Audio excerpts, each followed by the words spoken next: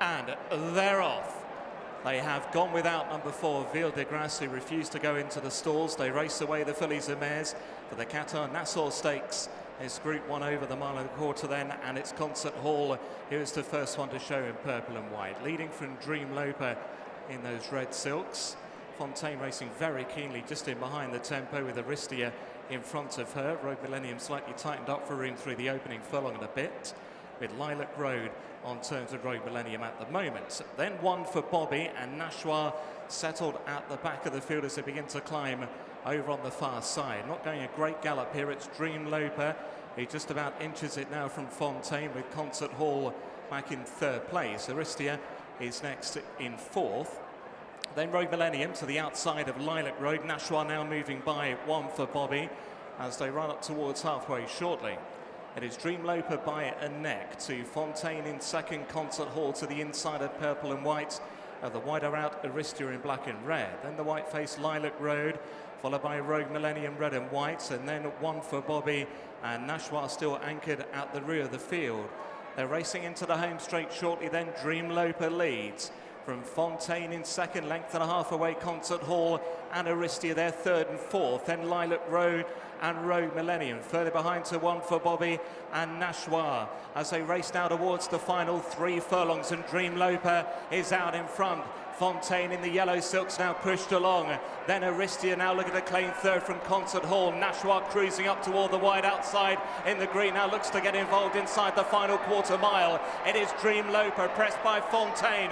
Nashwa and Aristia currently battling out 3rd. Then Concert Hall and Lilac Road and Road Millennium. They run down towards the final furlong. Dream Loper claimed by Nashwa out wider. Fontaine battling on, and then in amongst them is Aristia. But it's Nashwa who's coming home best of all to win the Qatar Nassau Stakes under Hollie Doyle. Nashwa the winner, beats Aristia and Lilac Road. Fontaine in 4th, then Dream Loper clear from one for Bobby, Road Millennium and Concert Hall.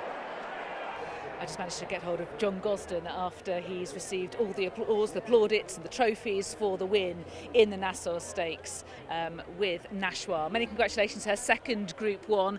What did you make of her performance?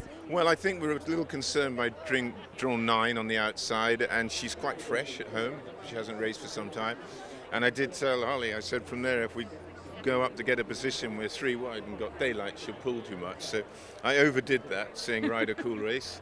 And I said switch her off at the back, which she did. But of course, what I didn't expect was what they did in the middle of the race. They put in 2 14-second furlongs. So suddenly they pulled it up, and then they roll off the hill. They're hard to catch. So for her, she found she had to get to them and then go again. So I think full marks to jockey and filly for overcoming what was slightly a falsely run race.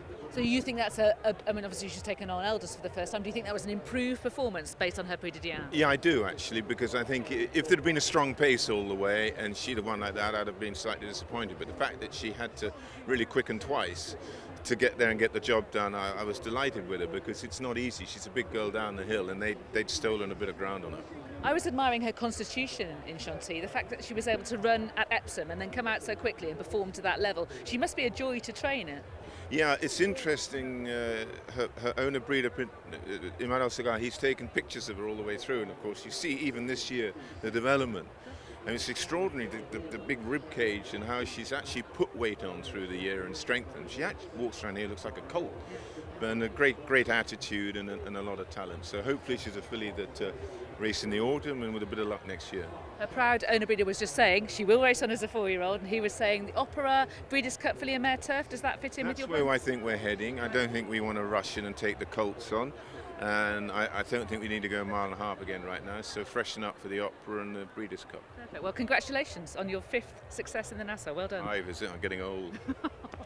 Imad Al Sagar has just seen Nashwa carry his colours to victory in another Group 1, now in the Nassau, following up from the Prix de Diane. Many congratulations. You must be feeling very proud at the moment.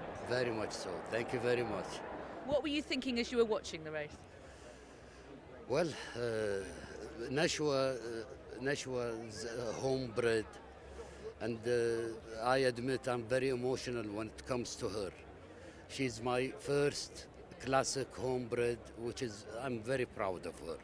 So significant for you with a broodmare like that. It is very much significant, because this is a future future broodmare to Blue Diamond. Exactly, it's a dynasty, isn't it, that is developing. And the important part of it is I own the family. I have her dam is now in fall to Frankel, carrying a filly, which makes her a full sister to Nashwa. Fantastic. Thank you. So tell me about how her season has developed and what you've been thinking. She was so brilliant at Newbury. Did you go to Epsom? Yes, I did. Talking about her this season, we noticed from her 2 years career that she was special. But how special, we didn't know. Since April, the filly have developed physically and mentally in a very, very fast pace. And she have demonstrated her skills in her first race at Haydock, and then followed the Newbury in her listed race. And then she went to the Oaks, and she was beaten 3.5, and that was a disgrace because she ran out of stamina. We didn't know. We were going into unknown territory.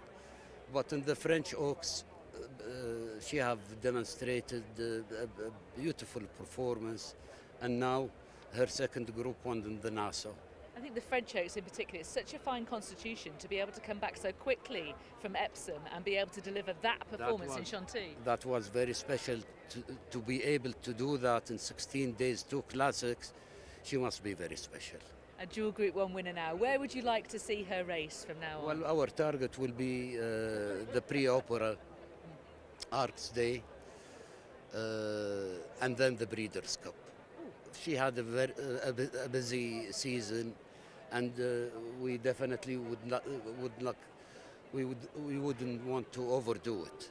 Okay, so the filly and mare turf, I'm assuming. Yes. Right. Okay. Correct. And would you be tempted to keep her in training as a 4-year-old? Yes, she will be in great training. News. Yes, she will be. Oh, that's great news. I'm really delighted. It's amazing because then you can see the development of her when she's 4 as well. Yeah, I think she will be a better filly at 4. That was the whole family. They thrive with age also. And how about Hollie Doyle? Tell me about why you picked out Hollie Doyle to be your jockey. What was it that you saw in her? What I saw, what she have demonstrated today, back 2 years ago. Hollie is a gifted jockey, very intelligent, and she's a very dedicated, and she have proved this today. And it's a very significant role for a woman to have, and you're bringing us into modernity here. Do you feel that way? Well, I said that many times ago. I don't think the gender have nothing to do. The talent, either you have it or you don't. Yeah. Yeah. And it just takes someone to see that and have that attitude. Yeah, and I saw that. Yeah. Okay. Well, it's brought us such delight, I think, all race fans this season. Great news about next year as well. Many congratulations, warmest congratulations to you. Thank you very much. Thank you. Thank you. Thank you.